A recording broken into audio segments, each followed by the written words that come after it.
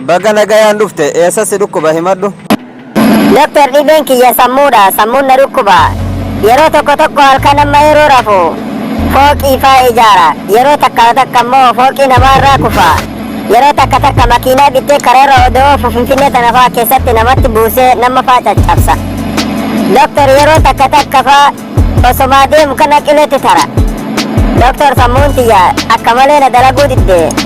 Dhibeen kiyya kanuma doktor dawaa yoo jiraate naa kennu. Dhibeen kee dawaa ni qaba. Dawaa mana keessanitti dhiiftee biraa deemte biyya keessan keessa gaalli ni jira. Doktor foon gaalaa nyaadhu naan jechuu baattu ani gaala foon isaa hin nyaadhu garuu ganda keenyallee odoo jiraatu hin taane gammoojjii mukatti hin jira gaalli. Foon isaa nyaadhu odoo hin taanetti fincaan isaa aayilaandii tokko waraabadhuuti ganama subii dhudhugi aannanii fi fincaan isaa walitti daddabali ganama sukkaara itti naqadhu dhugi eegas dhibeen kun sirraa hin gala. Doktor ani foon gaalaa ka halaalaatu kan nyaanne fincaan gaalaa dhuginaan jettee fincaan gaalaa na ajajja dawaan keenyatti haafu malee fincaan gaalaa abadan hin dhuguan deemee dawaa bashaa barbaadadha malee. Dawaa bashaallee barbaadatti mirga keetti dhandhaararraas bayi mana kana. Doktorri fincaan gaalaa dhuginaan jedha sa'inuma. Ani fincaan gaalaa dhuguu dhiisi foon isaatu harka isaan fedhu fincaan gaalaa akkamiin dhuginaan jedhe inni.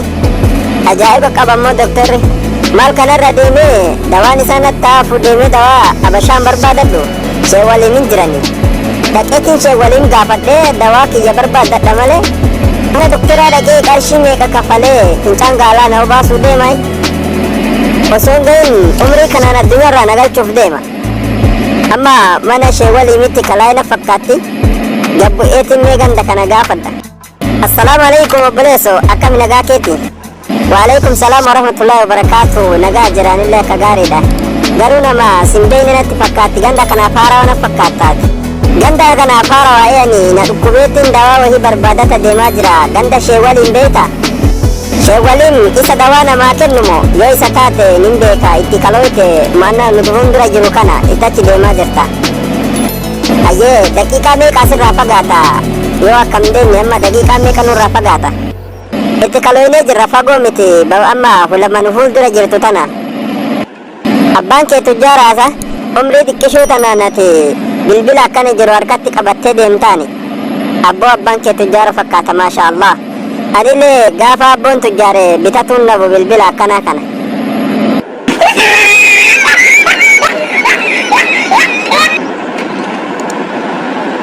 Assalaamu alaikum sheewwalee. Wa alaikum salaam ilma kiyya. Sheeka na dhukkuba mana keessan kanallee namanna iyya'ee akkasittiin dhufe na dhukkuba dawaan jira isin bira.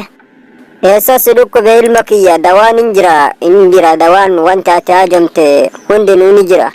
Sheeka dhibeen tiyya sammuun na dhukkuba halkan yeroo rafee jedhurraa yeruma hundaa na dhukkuba halkan fooqii ijaaraa bula fooqii ijaare tanarraa kufa makiinaa faa bitee makiinaa kararra Finfinnee keessa odoo oofu makiinaa namaatti buusee faa caccabee du'a.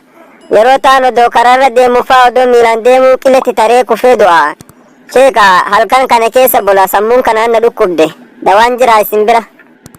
Dawaan hin jira dhibeen kee manaama natti fakkaata manaama kanaaf manaama akkasiisan ofirraa hambisuudhaaf halkan yeroo raftu suuratul ikhlaas yeroo 3 qara'i du'aa'i godhadhu hancufaa harka keetirratti tuttufi fuulatti diddibadhu yeroo 3 akkasitti dhibeen kun sirraa dhaabbata dawaan kee kanuma natti fakkaata ayata rabbi ifratti qara'i halkan yeroo raftu kana booda waan dhibee kana ta'e hin argitu.